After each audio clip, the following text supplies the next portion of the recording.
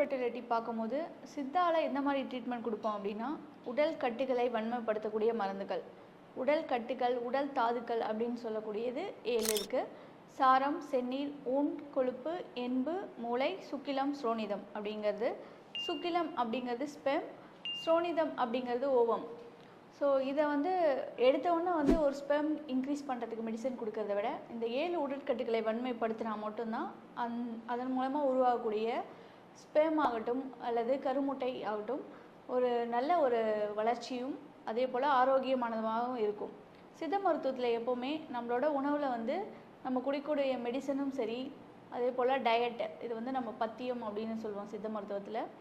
மருந்து, பத்தியம், அதோட அளவு எவ்வளோ நாள் கொடுக்குறோம், அனுபானம் அப்படின்னு சொல்லக்கூடியது பார்த்திங்கன்னா அது கூட ஆட் பண்ணக்கூடிய ஒரு பாலில் சாப்பிட சொல்லவும் அல்லது தேன், தயிர், மோர் இந்த மாதிரி ஏதாவது எது கூட சாப்பிட்றோமோ அந்த பொருள் பேர் அனுபானம் அப்படின்னு சொல்லக்கூடியது.